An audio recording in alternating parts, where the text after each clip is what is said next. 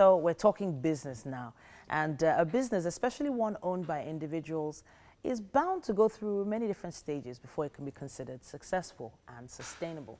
But one key point for an entrepreneur is to be aware that there are some times that making profit doesn't necessarily mean that your business is doing well. Sheriff Gbadamosi is back. He's here to do justice on this particular topic, a financial expert to say the least.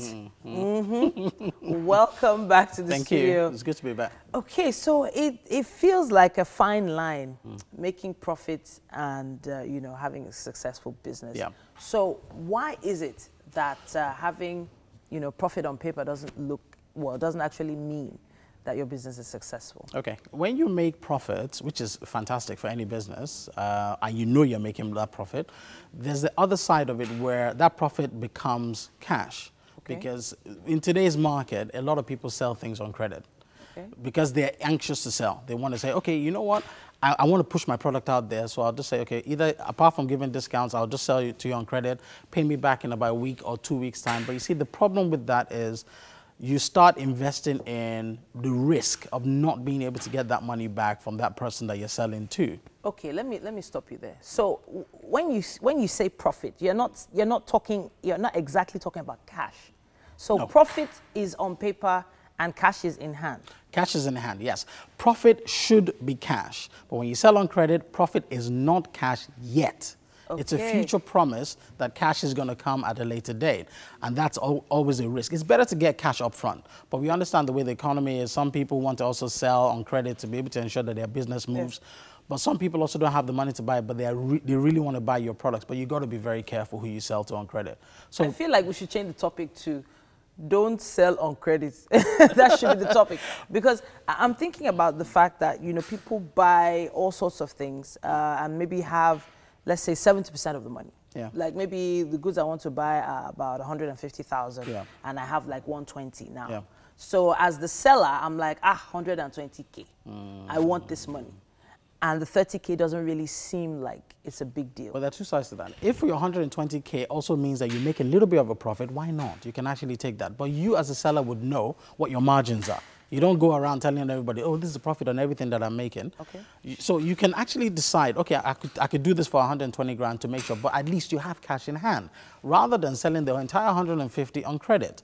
So for instance, if you had 10,000 naira, right? This is how it works. Yeah. If you had 10,000 naira and if you sell something for 10,000 naira, yeah, and you made it for 8,000 naira, your profit is 2,000. Yeah. But if you sold it on credit, your cash is 0. Wow.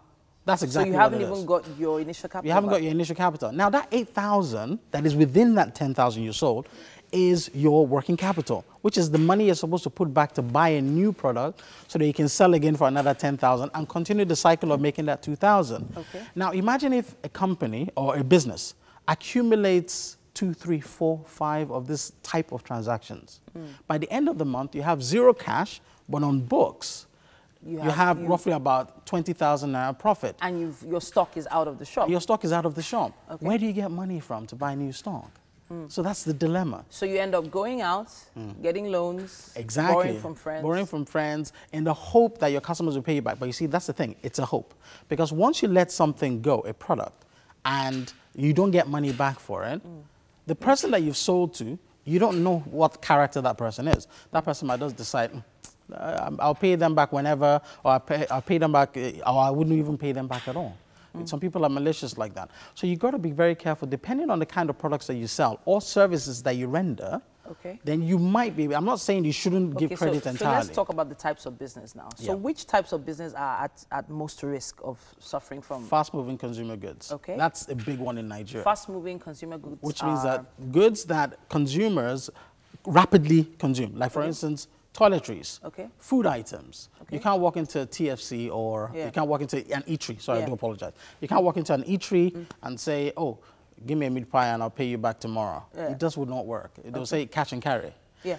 You can't go into a supermarket and say you're going to buy the items on credit. It just doesn't work. Those are fast-moving consumer goods because the next day you have to buy more because you eat every day, you use bars of soap every day, you use toilet rolls every day. So those are the kind of items, really. Things that tend to have a longer useful life for a consumer. Let's say carpets, let's say a sofa, these. I mean, you can sell these on credit. You tend to find a lot of these companies doing that. But what you find is that people that tend to approach these guys do have the money and the intention to buy these things, and they can't maybe.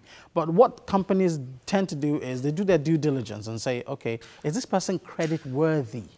Someone has to be credit worthy for you to extend any credit to them whatsoever. You can't just say, oh, because I want to sell, the next person that walks in off the street, I'm going to sell this goods to them on credit. You might not see them again. Okay, so you know there are these local corner shop pharmacies, you know, there are these supermarkets, like really small ones that are just right there servicing maybe just one estate. And the estate probably has like 10 houses. And maybe, you know, there's one old man that lives at the end of the estate and his daughter is about to come back from UK, has money, you know, and this Baba needs medicine. Are you saying that this is my long-term customer of almost 5 years? Oh, no. If it's a long-term customer, you can extend credit to them. No, because you've built up a relationship with that person. So I would give credit, for instance, to someone that I know has done business with me for 2, 3, 4 years. These are long-term customers. And they've shown that they've always paid all the time. You can take a risk, but you wouldn't take a risk for a massive amount. You take a risk for something that you think, okay, if I do lose this, I don't mind. And I'm willing to take that risk. And if the person comes back and pays, then you actually have built up credit rating. That's how you build up a credit rating. You test the customer over time. But I wouldn't say you just automatically from the first meet, you just go. All right. So general consensus, credit is not really the best idea for small businesses. No, it's not. For small businesses, it's not. It's better for you to actually just do cash and carry for what you're doing. I have to say a big thank you to you once again, Shariff Badamasi.